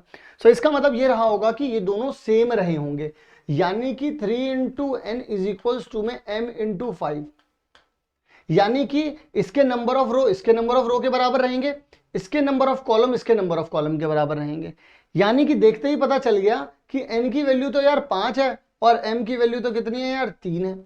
इसका मतलब इस पूरे का जो ऑर्डर रहेगा बच्चों, क्योंकि मुझे रो तो पता चल गया, कॉलम भी पता चल गया, तो ओवरऑल कितना होने वाला है? 3 इंटू 5। किसका ऑर्डर है बच्चों? ये C का ऑर्डर है। क्लियर है? सिंपल कॉन्सेप्ट वाली बात थी कि एडिशन करने के लिए सेम ऑर्डर होने चाहिए। तो मल्टीप्लाई करते वक्त देखो, जब कांस्टेंट की मल्टीप्लाई हुई तब भी ऑर्डर सेम है, जब इन दोनों को ऐड करो तो भी ऑर्डर सेम रहेंगे।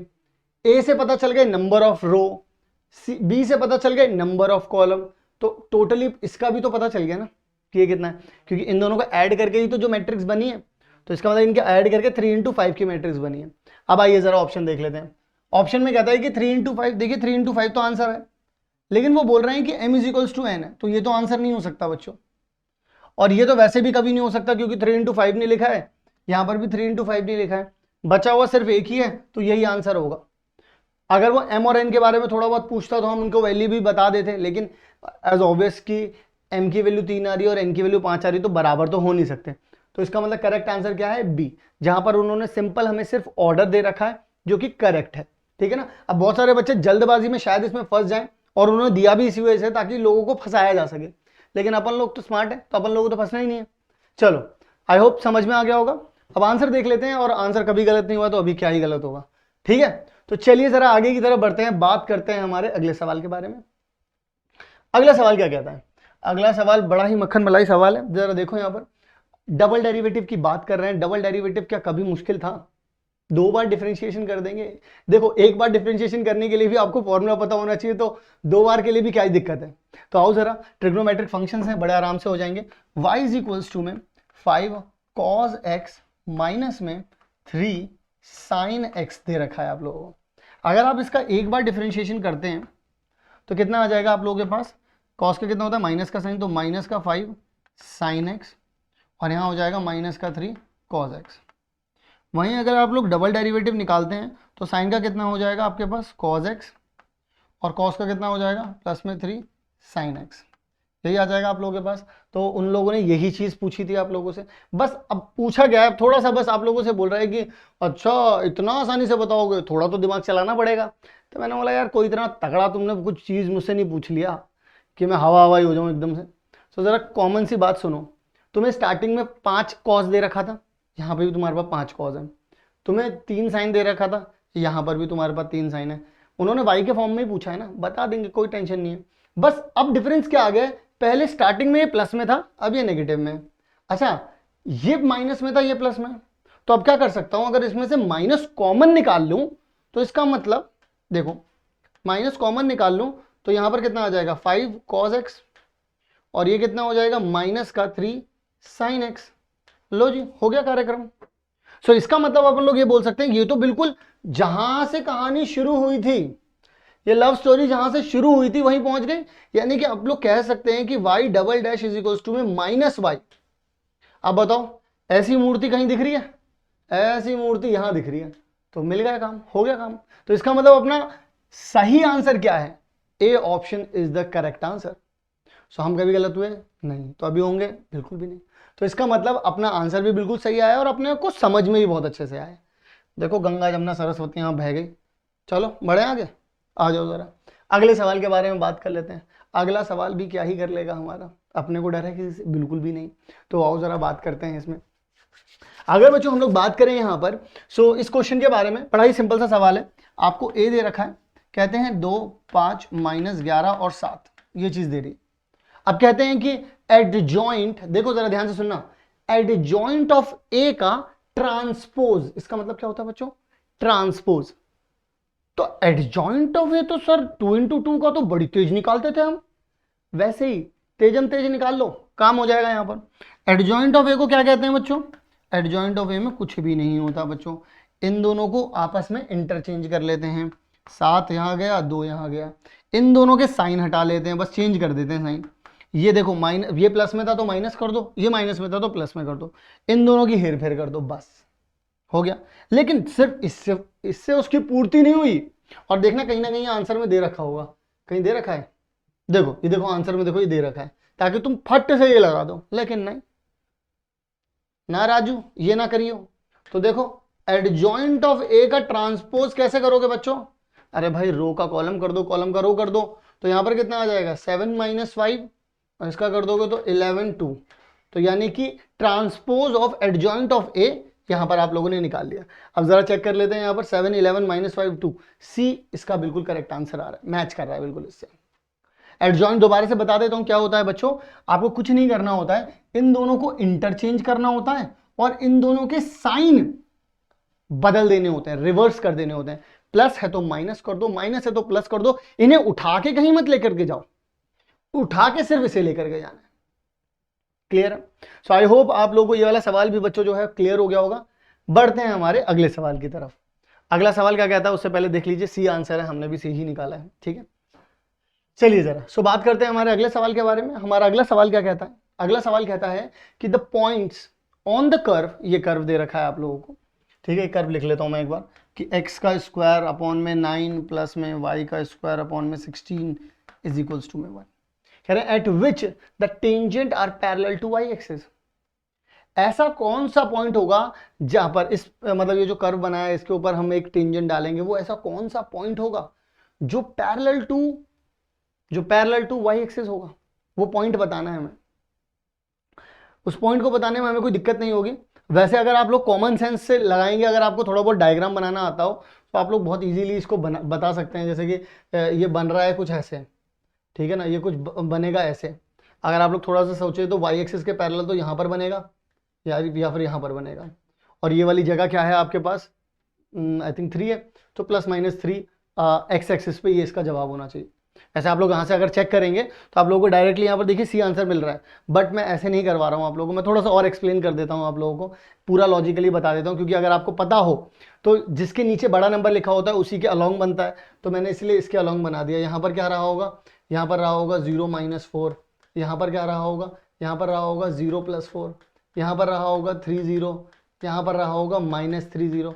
इस तरीके के पॉइंट्स बने होंगे। दैट्स वाई मैंने यहाँ पे बता दिया कि पैरेलल टू वाई एक्सिस बनाना है, तो ऐसी लाइन बन जाएगी। बट ठीक है, कोई बात नहीं, टेंशन ना ले कोई, मैं आपको और एक्सप्लेन करता हूँ इसको। अगर मैं और एक्सप्लेन करूँ तो इसका डिफरेंशिएशन करना पड़ेगा एज ऑब्वियस, ठीक है ना। सो कर देते हैं इसको डिफरेंशिएट, तो 2x करेंगे यहाँ पर अपॉन में 9 आ जाएगा, यहाँ पर कितना आ जाएगा प्लस में 2y इंटू में y डैश अपॉन में 16 आ जाएगा, इज इक्वल्स टू में 0 आ गया। अब अपन लोग क्या करेंगे, सो y डैश निकालने का एक बड़ा ही आसान सा तरीका आप लोग सभी जानते हैं, माइनस का 2x अपॉन में कितना आ जाएगा यहाँ पर 9, 16 यहाँ जाएगा तो इधर आ गया, 2 इधर डिवाइड में आ जाएगा, अब 2 से 2 कैंसिल आउट हो गया, ठीक है। सो वाई डैश कितना आ गया बच्चों, -x minus 16x divide by 9 आ गया, ये चीज़ आ गई। अब लेकिन मजे की बात पता है क्या है इसमें, मजे की बात यह है कि इसका देखिए ये तो आप लोगों ने स्लोप निकाल लिया, किसका, जनरल टेंजेंट निकाल लिया, लेकिन इसको इक्वेट किससे करना है, अगर आप लोग ध्यान से समझेंगे तो इसको इक्वेट करना है बच्चों। देखिए अब यहां पर देखिए टेंजेंट अगर परपेंडिकुलर हो तो स्लोप कितना होता है 90 डिग्री, और 1090 कितना होता है एवरीवन, सारे के सारे बच्चे बताएंगे 1090 होता है, नॉट डिफाइंड, विच इज 1/0। सो इसका मतलब मैं इसको 1/0 के इक्वल रख दूं, क्या मैं ऐसा करूं, क्या मुझे ऐसा करना चाहिए, क्या ये ऐसा होगा। अब हमारे पास ये भी कुछ सवाल निकल करके आते हैं कि हम लोग इसको किस तरीके से बता पाएंगे सर, ये सारी की सारी इन्फॉर्मेशन अब हमें दीजिए। मैं आप लोगों को बताता हूँ, थोड़ा सा चिल करो यहाँ पर, मैं आप लोगों को बताता हूँ करना क्या है एक्चुअल में इसमें। यहाँ पर एक्चुअल में आप लोगों ने इधर से वाई नहीं लेकर के आए, आप लोग यहाँ पर वाई ले आइए, ठीक है, यहाँ पर वाई ले आइए, क्योंकि यहाँ से एक्चुअल में ये सब चीज़ इधर भेजी आप लोगों ने। सो 16 इधर मल्टीप्लाई में चला गया, 2 डिवाइड में आ गया, वाई भी डिवाइड में आएगा। सो वाई हम लोगों ने यहाँ पे लिखा नहीं था, मैंने लिख दिया। अब ये 0 यहाँ जाएगा, ये यहाँ जाएगा, सो आपके पास ये तो इसे ध्वस्त कर देगा पूरा का पूरा, तो 0 इज में कितना आ जाएगा 9y, 9 इधर जाएगा, वो भी खत्म हो जाएगा, तो y की वैल्यू 0 आ रही है एवरीवन। सारे बच्चे मेरी बात को बड़े ही ध्यान से सुनेंगे। सो y की वैल्यू 0 आ रही है, इसका मतलब y वाला पॉइंट तो पता चल गया अपन को कि इस कर्व पे y की एक ऐसा पॉइंट होगा जहां पर y 0 आ रहा होगा। बच्चों एक बात बताओ कि अगर इस कर्व पर ही वो पॉइंट है तो मैं इसको सेटिस्फाई करवा सकता हूँ, y 0 रख करके x की वैल्यू निकाल सकता हूँ। बिल्कुल सर जी, आप बिल्कुल सही कह रहे हैं। तो ये देखिए मैं y की जगह पे 0 रख देता हूं, तो एज ऑब्वियस ये पूरा 0 हो जाएगा। इक्वल टू में कितना आ जाएगा बच्चों 1, 9 यहाँ गया, तो 9 यहाँ पर आ गया। सो x की वैल्यू कितनी आ गई बच्चों, +-3। तो देखिए x की वैल्यू +-3 आ गई एंड y की वैल्यू कितनी आ गई 0। सो ये हमारा पॉइंट निकल गया, और देख लो मैंने यही पॉइंट बताया था आप लोगों को। तो अगर आप लोगों को थोड़ा बहुत ज्योमेट्री पता हो तो ज्योमेट्री से तो देखते ही बता सकते हो इसका आंसर, ठीक है ना। बट कोई बात नहीं, मैंने आपको पूरा इसे एक्सप्लेन भी कर दिया है, ठीक है बच्चों। चलिए बढ़ते हैं हम लोग हमारे अगले सवाल की तरफ। अगला सवाल क्या कहता है हमसे, अगला सवाल भी बड़ा ही मजेदार है। कहते हैं कि गिवन दैट कि हमारे पास एक स्क्वायर मैट्रिक्स दे रखी है जिसका ऑर्डर 3 है, बहुत अच्छी बात है, जिसका डिटर्मिनेंट भी देखिए ऑर्डर 3 का मतलब है n = 3 हो गया, डिटर्मिनेंट की वैल्यू -7 दे रखी है, लिख लीजिए। फिर उसके बाद कह रहे हैं देन द वैल्यू ऑफ, तो आप वैल्यू बता दीजिए हमें, समीशन ऑफ i की वैल्यू 1 से लेकर के 3 तक लेकर के जानी है, ai2 और कैपिटल A, जो कैपिटल है वो कोफैक्टर दे रखा है, और जो स्मॉल a है वो नॉर्मल एलिमेंट्स है, ऐसा बता रखा है इन्होंने। तो मैंने कहा मुझे कोई दिक्कत नहीं है इसमें, हम लोग इसको कर सकते हैं आराम से। देखिए एक बात समझिएगा मेरी, सबसे पहले इस चीज़ को लिखते हैं। इसका कहने का मतलब क्या है कि i की वैल्यू 1 से लेकर के 3 तक लेकर के जाओ, यानी कि a12 कैपिटल 12 प्लस में 2 भी लिखेंगे, a22 कैपिटल 22 a23 नहीं 22 ही है, ये तो बाद वाला तो सेम ही है ना, a22 सॉरी 3 से शुरू करेंगे, 32 और 32। एक्चुअल में अगर आप लोग देखें यहाँ पर ध्यान से, सो ये रो 1 देखना जरा ध्यान से सुनना, ये रो 1 का एलिमेंट है, ये रो 1 का एलिमेंट है, यहाँ पर होगा ये a12 यहीं पर होता है, 22 यहाँ पर होता है, और 33 और 32 यहाँ पर होता है। यानी कि इस वाले कॉलम के बारे में बात कर रहे हैं आप लोगों से। और जब आप लोगों को ये पता हो कि ये किसी पर्टिकुलर कॉलम के बारे में ही बात कर रहे हैं, अगर आप लोगों ने थ्योरम पढ़ी हो आपके आई थिंक 4.4 में या 4.3 में है, जहां पर आप लोगों को बताया जाता है कि अगर आप लोगों के पास किसी भी एक पर्टिकुलर कॉलम के या किसी भी एक पर्टिकुलर रो के एलिमेंट्स और उनके कोफैक्टर्स की मल्टीप्लीकेशन दे दी जाए, तो आप लोगों के पास जो आंसर आता है वो आता है उस पर्टिकुलर का डिटर्मिनेंट। यानी कि ये एक्चुअल में और कुछ भी नहीं है, ये डिटर्मिनेंट है, दैट्स ऑल। अगर ये डिटर्मिनेंट है बच्चों तो डिटर्मिनेंट की वैल्यू तो -7 दे ही रखी है, तो आंसर आपके पास यही होना था -7, नथिंग एल्स। मतलब कि सर आंसर दे करके आंसर पूछ रहे हैं, बिल्कुल सही है, और हर सवाल आंसर दे करके ही तो आंसर पूछता है। सवाल होता ही ऐसा है कि आप वहां से आंसर निकाल सकें। यहां पर इनका ये पर्टिकुलर चीज देने का मतलब ये था कि आप कॉलम देखिए, आप पर्टिकुलर कॉलम की ही बात कर रहे हैं, यहां पर देख लीजिए, और आप 4.3 या 4.3 ही है, नहीं 4.4 है क्योंकि उसमें शायद से ट्रायंगल है, तो अब मैं यहां पर आप लोगों को ये बात समझाना चाह रहा हूं कि बस ये थ्योरम को याद रखिएगा, ये थ्योरम ही सॉल्व कर देती है इसको। अगर आप किसी भी पर्टिकुलर रो या किसी भी पर्टिकुलर कॉलम के एलिमेंट्स को उठाते हैं और उन्हीं के करस्पॉन्डिंग उनके कोफैक्टर्स की मल्टीप्लाई उनके साथ करते हैं, देन यू विल फाइंड कि आप लोगों को जो मिलेगा वो होगा डिटर्मिनेंट। ओके बच्चों, सो चलिए बढ़ते हैं आगे की तरफ, देख लेते हैं इसका आंसर कितना है बच्चों। इसका आंसर आ रहा है बी, विच इज -7। और एक बात और बता दूं कि अगर ये दोनों सेम सेम ना होते तो इनकी क्या हो जाती बच्चों, सेम सेम। अगर ये सेम सेम ना होते तो क्या हो जाती, सेम सेम, और आंसर आता 0। इसीलिए ऑप्शन में 0 भी दे रखा है। कुछ बच्चे तेजी में 0 भी लगा सकते थे, ठीक है ना, हाईलाइट में कभी कभी 0 याद होता है हमें, तो 0 मत लगा देना गलती से, ठीक है। चलो बढ़ते हैं अगले सवाल की तरफ, देखते हैं हमारा अगला सवाल क्या है बच्चों। अगला सवाल दे रखा है कुछ इस तरीके से कि y इज इक्वल्स टू में log cos e की पावर x। सो फाइंड करके बताना है हम लोगों को कि इसका आंसर क्या होगा dy ओवर dx में। सो बहुत अच्छी बात है, बता देते हैं इसको। y इज इक्वल्स टू में कितना है अपन के पास, log cos e की पावर x। सो अगर y को डिफ्रेंशिएट करेंगे सो अपॉन में कितना आ जाएगा, cos e की पावर x आ जाएगा। फिर उसके बाद अगर हम लोग cos का करेंगे सो माइनस का साइन e की पावर x आ जाएगा। फिर इसके बाद e की पावर x का करेंगे तो e की पावर x आ जाएगा। That's all. अब चलिए ज़रा देख लेते हैं यहाँ पर कि अपन लोगों को क्या क्या चीज़ें यहाँ पर करनी है। सो देखिए साइन अपॉन कॉस कितना होता है, 10 होता है। सो डायरेक्टली आप कह सकते हैं माइनस का 10 e की पावर x, और इनटू में आपके पास e की पावर x भी है। और ऐसा मेरे ख्याल सिर्फ d में दिख रहा है आप लोगों को। ये तो बड़ा ही सिंपल था, ये तो बड़ा ही सिंपल था, क्योंकि हम लोगों ने सबसे पहले क्या किया, लॉग समथिंग का किया। तो लॉग समथिंग क्या होता है, 1 अपॉन में भेज दिया। फिर कॉस का किया तो साइन आ गया, ई की पावर एक्स का किया तो ई की पावर एक्स आ गया। अब देखिए थीटा तो सेम ही है, और साइन थीटा अपॉन में कॉस थीटा क्या होता है, टेन थीटा। तो मैंने टेन थीटा बना दिया इसको, ई की पावर एक्स थी तो लगे रहने दिया, ये नेगेटिव लगा दिया यहाँ पर, और आंसर मैच करा दिया, और यहाँ पर भी आंसर मैच करा दिया। सो आप लोगों को पता चला डी ही इसका आंसर है, ठीक है बच्चों। सो इसका मतलब अपन लोगों ने ये वाला सवाल भी बहुत अच्छे तरीके से क्लियरली समझ लिया एंड कर लिया। अब बढ़ते हैं हमारे अगले सवाल की तरफ और देखते हैं हमारा अगले सवाल में हमसे क्या पूछा गया है।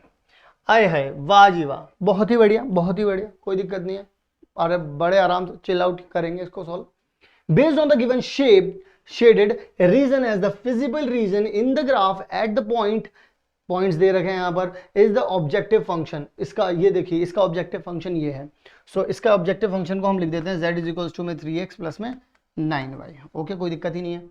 मैक्सिमम, तो ये पूछ रहे हैं मैक्सिमम कहाँ पे होगा। मैक्सिमम पता करने के लिए हम लोगों को जस्ट जो हमारे इंटरसेक्टिंग पॉइंट्स होते हैं उनकी वैल्यूज को पुट करना होता है एंड पता लगाना होता है किस पर ये मैक्सिमम वैल्यू दे रहा है। सो चलिए आइए जरा करके देखते हैं। सबसे पहला पॉइंट है अपने पास डी पॉइंट है। अगर हम डी पॉइंट को रखते हैं तो देखिए इसमें x0 है, x0 रख दिया तो ये चीज़ गायब हो जाएगी, और y कितना है 20 है, तो 9 की मल्टीप्लाई अगर हम 20 से करेंगे तो कितना आ जाएगा, कितना आ जाएगा 180। सो यहाँ पर कितना आ जाएगा 180 आ जाएगा। सो डी पॉइंट से 180 मिल रहा है। ओके, सो ए पॉइंट से देख लेते हैं बच्चों कितना मिल रहा है। ए पॉइंट कितना है अपना 0 10 है बच्चों। सो अगर ये 0 10 है तो ये x0 हो जाएगा, और 9y दे रखा है अपन लोगों को। सो 9y तो 10 है ये, तो 90 हो जाएगा, ठीक है। ओके, सो बी कितना हो जाएगा बच्चों, बी से देख लेते हैं 5 5। सो 5 दिया 15, यहाँ से आ जाएगा 15 और 45 कितना हो जाएगा बच्चों, 60 हो जाएगा, ठीक है। ओके, फिर उसके बाद सी को देख लेते हैं, सी को चेक कर लेते हैं। 15 15 रखना है। अब 15 दिया 45, 15 दिया 45 प्लस में आ जाएगा बच्चों 15, और 15 की मल्टीप्लाई अगर हम 9 से करेंगे तो 135 आ जाएगा। सो 135 प्लस में 45 करेंगे तो यहाँ पर 0 हासिल लगा, 1 8 1, तो 180 ही आ रहा है यहाँ पर। सो मैक्सिमम जो आएगा इसका 180 आएगा, जो कि आप लोगों को यहाँ पर दिख रहा है। सो एवरी यहाँ पर देख लेते हैं पॉइंट बी पर तो बच्चों 60 आ रहा है, मैक्सिमम पूछ रहा है वो, तो 60 तो नहीं है। पॉइंट डी हो सकता है आंसर, एंड पॉइंट सी भी हो सकता है आंसर, और वो पूछ रहे हैं कि, और एक और ऑप्शन है every point on the line C D. देखिए सी और डी दोनों पे आंसर आ रहा है बच्चों। सो इस पूरी लाइन पर रहेगा ये आंसर, ठीक है ना, क्योंकि ये दोनों के दोनों ही इन दोनों पॉइंट्स पर रखने पर ही ये वाली ये आंसर दे रहा है हमें, मतलब मैक्सिमम आंसर दे रहा है, 180 ही आ रहा है, चाहे मैं इस पर रख दूं चाहे मैं इस पर रख दूं। तो यानी कि सी और डी दोनों रहेंगे, तो आप सिर्फ डी नहीं बोल सकते, सिर्फ सी नहीं बोल सकते, बी तो आप कभी भी नहीं बोल सकते। तो बचा क्या अपने पास, डी, ठीक है। और चेक कर लेते हैं अपना आंसर कितना आ रहा है बच्चों, D. We are always right, ठीक है ना। सो इसका मतलब ये वाला सवाल भी अपने लोगों को समझ में आ गया। सो बढ़े आगे की तरफ, चलिए जरा देखते हैं हमारा बच्चों अगला वाला सवाल।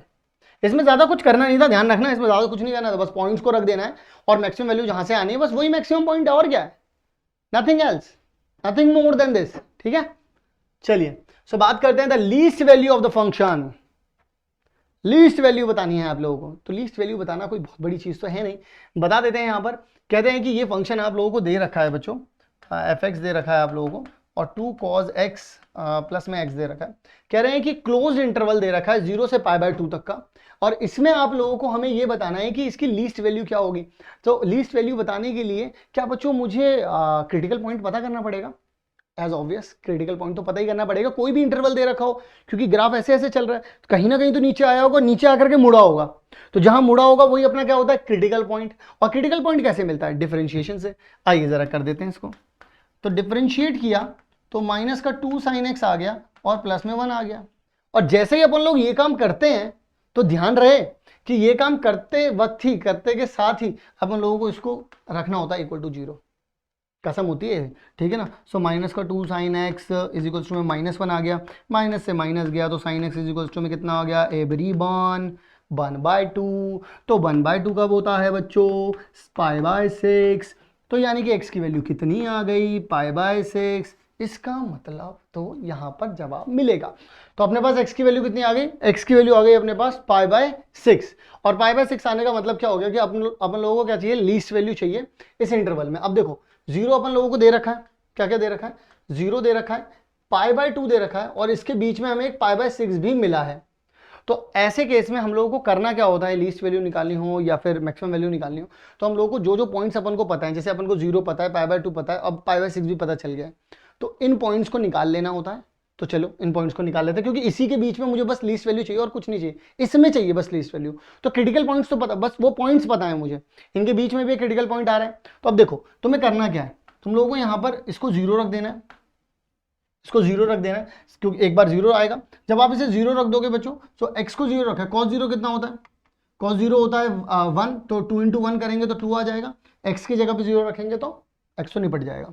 फिर अगर मैं f π/6 की बात करूं आप लोगों से, π/6 का मतलब क्या है, 30 डिग्री। अगर आप 30 डिग्री cos 30 डिग्री रखते हैं बच्चों, तो cos 30 होता है √3/2, इंटू में 2 प्लस में आ जाएगा π/6, तो आपके पास आ जाएगा √3 प्लस में π/6 आ जाएगा। सिमिलरली अगर आप लोग यहाँ पर π/2 रखोगे बच्चों, तो cos π/2 कितना होता है, 0, तो आपके पास बचा कितना, सिर्फ यहाँ पर आ गया π/2। अब अगर आप लोग यहाँ पर थोड़ा सा दिमाग लगाएंगे तो आपको पता चलेगा, यहाँ पर एक वैल्यू आप लोगों को कितनी दे रखी है, एक वैल्यू आप लोगों को दे रखी है 2, एक वैल्यू आप लोगों को दे रखी है यहाँ पर ये पर्टिकुलर वैल्यू जो है फॉर श्योर ये 2 से ज़्यादा जाएगी, और यहाँ पर अगर आप बात करेंगे 2 से ज़्यादा जाए या कम जाए, जितना भी जाए, लेकिन ये सबसे कम रहने वाला है। क्यों? क्योंकि 3.14 का भी ये आधा होने वाला है, यानी कि ऑब्वियसली ये 1.5 से थोड़ा सा ही बस ऊपर रहेगा, और ये 1.7 से ज़्यादा रहेगा। सो इसका मतलब सबसे छोटी वैल्यू कहाँ पर आने वाली है, इस पर आने वाली है। तो लीस्ट वैल्यू क्या होने वाली है, π/2। तो इसका मतलब सबसे छोटा आंसर क्या रहेगा अपना, यानी सबसे छोटी वैल्यू क्या रहेगी, लीस्ट वैल्यू क्या रहेगा अपने पास, π/2 रहेगा। क्लियर हो गई बात? सिंपल किया है बस मैंने, ऐसे में यही करना होता है कि जब आपके पास जो इंटरवल दे रखा है, क्योंकि उसमें स्क्वायर ब्रैकेट दे रखा है, तो वो चीज़ें भी इंक्लूड करनी पड़ेंगी। जो बीच में आपका क्रिटिकल पॉइंट आया है आप उसको भी इंक्लूड करिए, वैल्यूज निकालिए, जो सबसे छोटी वैल्यू आ रही है उसी को आप बोलेंगे कि लीस्ट वैल्यूड है। ओके, सो आई होप आप लोगों को सेक्शन 1 बहुत अच्छे तरीके से समझ में आ गया होगा। अब अपन लोग आगे की तरफ बढ़ते हैं और बात करते हैं सेक्शन 2 के बारे में, यानी सेक्शन बी के बारे में। तो चलिए जरा मिलते हैं आप लोगों से सेक्शन बी में।